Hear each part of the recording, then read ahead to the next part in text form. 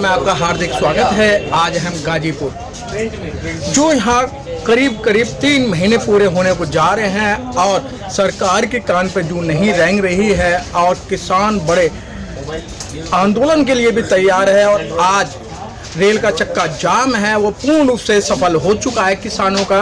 तो आइए हमारे बीच में जो एजुकेशन से संबंध रखते हैं और न्यू एजुकेशन पॉलिसी का बड़े पैमाने पे विरोध कर रही हैं, हमारे बीच में शारदा दीक्षित जी। शारदा दीक्षित जी, जिस तरीके से किसानों का ये मसला चल रहा 3 महीने से ऊपर होने जा रहे हैं और किसानों के कान पे जूं नहीं रेंग रही है और वो पल पर वो अपने मुंह की खा रहे हैं, लेकिन उसके बावजूद भी मतलब एक मूंछों की लड़ाई उन्होंने मान ली। एक्चुअली विनाश काले विपरीत बुद्धि, ये आज हमारी सरकार पर बिल्कुल अच्छी तरह से लागू हो रही है बात। इसके विनाश का समय आ गया है, क्योंकि जब ये देख रहे हैं कि भाई किसान हारने थकने वाला नहीं है, लेकिन सरकार को लग रहा है कि वो अपने इस तरह के व्यवहार से किसान को परास्त कर देगी और किसान को झुका लेगी, लेकिन ये उसका भ्रम है।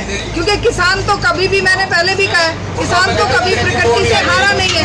किसान ने तो जब से सभ्यता की शुरुआत हुई है तब से प्रकृति से लड़ लड़ के अपने जीवन को आगे बढ़ाया है। ये उन्हीं किसानों के पूर्वज है जो आदि मानव के रूप में पहले जंगलों में से अपना खाद्य संग्राहक था, फिर वो कृषि में आकर उत्पादक बन गया और आज वो उस उत्पादक की प्रक्रिया में इस कदर है कि पूरे विश्व को रोटी खिलाता है। और अगर सरकार को ये भ्रम है कि वो इसके ऊपर कोई अपना काला कानून लागू कर सकती है या उसको थका सकती है, हरा सकती है, तो ये हारने थकने वाला बिल्कुल नहीं। दीक्षित जी, इस तरीके से जो लोग मांग रहे हैं उनको नहीं दिया जा रहा, बिगर मांगे ये मतलब इस तरीके के बिल थोपे जा रहे हैं। आज युवा है वो नौकरी मांग रहा है और आज देश का जो बहुत बुरा हाल है और आज किसानों का भी बहुत बुरा हाल हो चुका है इस बिल के आने से।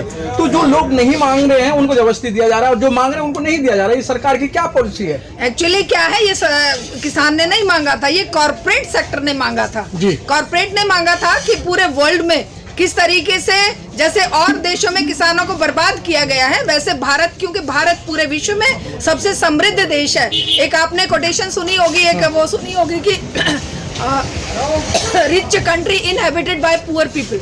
रिच कंट्री है हमारा, लेकिन लोग गरीब है। क्यों गरीब है? क्योंकि सरकारों ने कभी भी किसान की ओर आंख उठाकर नहीं देखा, केवल लूटा है उसको। क्योंकि आज अगर 6% किसानों को एमएसपी मिल रही है तो क्या ये दोष किसान का है? ये मुंह उठा के क्या देते हैं कि एमएसपी सबको नहीं मिल रही है, तो एमएसपी नहीं मिल रही है तो सबको देने की बजाय खत्म क्यों करी भाई तुमने बिहार के किसान को 2006 में मंडियां खत्म कर दी, तो बजाय मंडियों को भी वहां शुरू करने के तुम कह रहे हो सारे देश में मंडियां खत्म कर देंगे।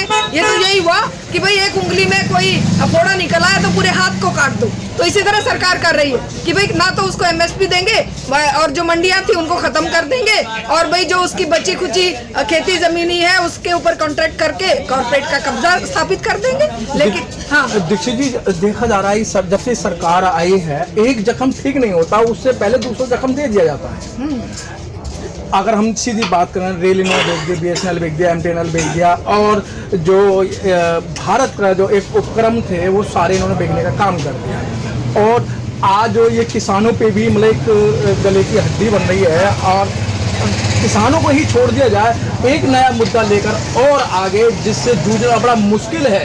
मतलब इससे तो जूझ लेते, बिलों से तो जूझ लेते, लेकिन अब जो बिल आया है, अब जो एक नया लेटरल एंट्री जो रास्ते से अंडर सेक्रेटरी बना दो, जो भी काम करना है वो करेंगे। यूपीएससी और एसएससी का सत्यानाश करने जा रहे हैं। हाँ, अभी जो मेरा भाई एक सवाल पूछ रहा था कि भाई सरकार तो बहुत अच्छा कर रही है, कि भाई सरकार ये अच्छा कर रही है कि जो मेरे बच्चे, जो सबसे इंटेलिजेंट बच्चे हैं, वो सोचते हैं मैं आईएएस बनूंगा, वो कोचिंग लेते हैं, वो माँ बाप भी उनको लाखों रुपए खर्च करते हैं और वो कोचिंग लेते लेते रह जाएंगे।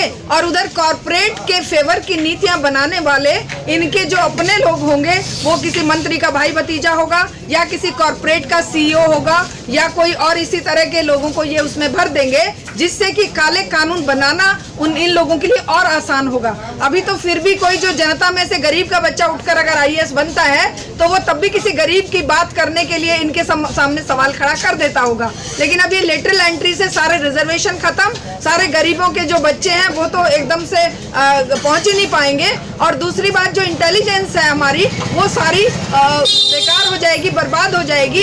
युवा हमारे जो इतने इतने सालों से अपने आप को तैयार कर रहे थे, जो IAS के एस्पिरेंट्स हैं, उनको तो इन्होंने बिल्कुल नेस्तनाबूद कर दिया।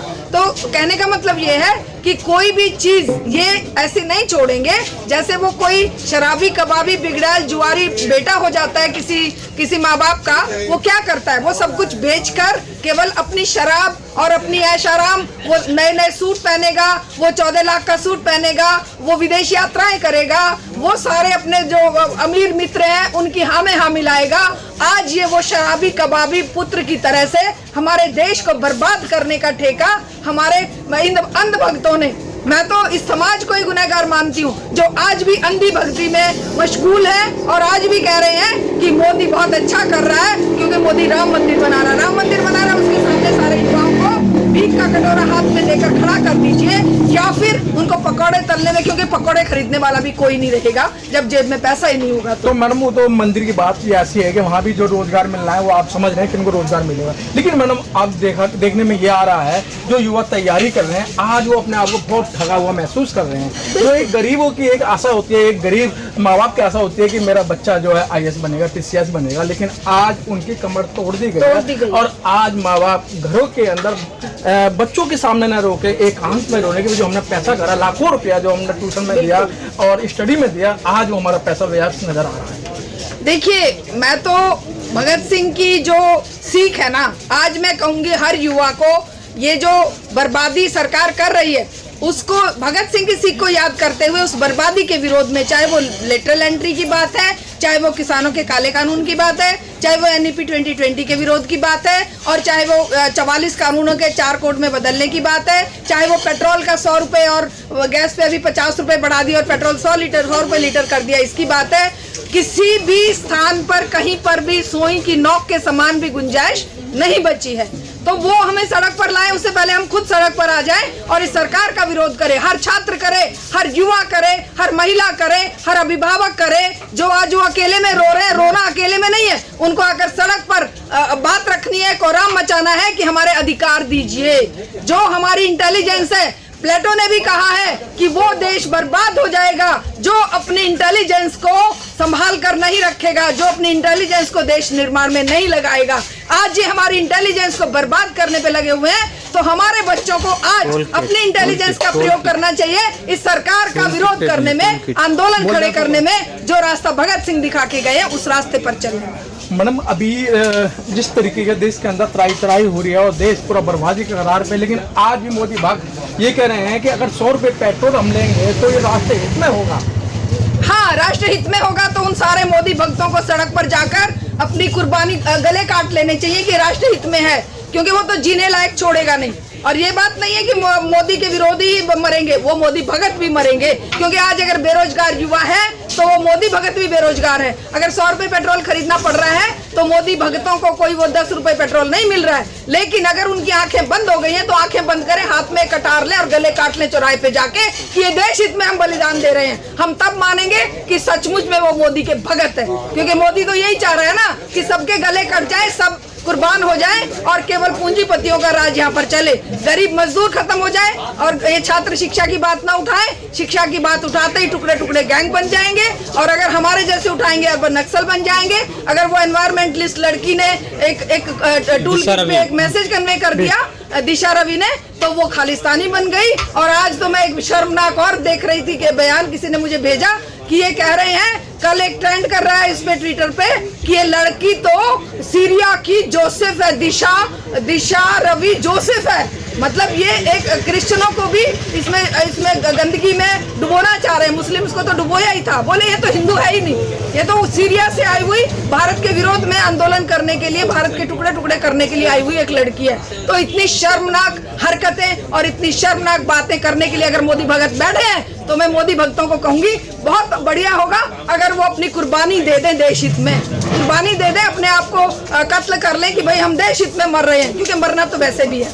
ये देश अगर इसी तरह चलता रहा, इसी तरह से काले कानून खेती में आते रहे, काले कानून शिक्षा में आते रहे, काले कानून मजदूरों के गले काटने के लिए आते रहे, देश ने बर्बाद तो वैसे भी होना है। तो दीक्षित जी, इससे छुटकारा कैसे मिलेगा? 7 साल से लोग त्राही कर रहे हैं और सभी लोग रोड पे आ रहे हैं। अभी तक कोई भी ऐसा डिपार्टमेंट या ऐसा कोई समुदाय नहीं है जो रोड पे नहीं आया और रोड पे हाई तोबा नहीं करी हो, लेकिन हल्ला बोल भी रहा है, सारे काम कर रहे हैं, लेकिन कानों पर जू नहीं रहेगी। तो एक आस्था क्या है?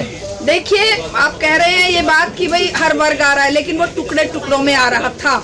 आज मेरे किसान भाई ने एकजुटता दिखाई है। अगर CNRC का आंदोलन था तो वो केवल मुसलमानों का आंदोलन माना गया। अगर JNU के बच्चे फीस वृद्धि के खिलाफ आंदोलन कर रहे थे तो वो उमर खालिद और भाई ये तो टुकड़े टुकड़े गैंग है, उनका आंदोलन माना जा रहा था। अगर शिक्षक अपनी तनख्वाह के लिए आंदोलन कर रहे थे तो उनको हटाकर नए कॉन्ट्रेक्चुअल टीचर बिठाए जा रहे थे, वो भी चुपचाप जा बैठ रहे थे। और अगर महिलाएं हाथरस जैसी घटना के लिए आंदोलन कर रही थी तो हम लोगों को भी उठाकर ये बंद कर दे रहे थे। जब तक समाज का प्रत्येक वर्ग और प्रत्येक व्यक्ति खड़ा नहीं होगा तब तक इन समस्याओं का समाधान संभव नहीं है। और ये संभव होगा क्योंकि मेरे किसान भाई ने आज हर एक वर्ग को सारे भेद मिटाकर, महिला पुरुष का भेद मिटाकर, जात पात का भेद मिटाकर, धर्म का भेद मिटाकर और अमीर गरीब का भेद मिटाकर। अभी ये भाई कह रहा था ना कि मैं 10 एकड़ का वो हूँ, और वो कोई तो यहाँ पर खेत मजदूर भी बैठा है, तो ये भेद मिटाया ना, अमीर और गरीब का भेद मिटाया कि भाई अमीर भी खड़ा है यहाँ पर, गरीब भी बैठा है कि भाई अगर मेरे किसान के पास खेत नहीं रहेंगे तो मैं मजदूरी कहाँ पर करूंगा, मैं कहाँ से रोटी खाऊंगा। तो वो सब इकट्ठे कर दिए इस किसान भाई ने, और इसके लिए सलाम है उनको। बहुत बहुत धन्यवाद। Press the bell icon on the YouTube app and never miss another update.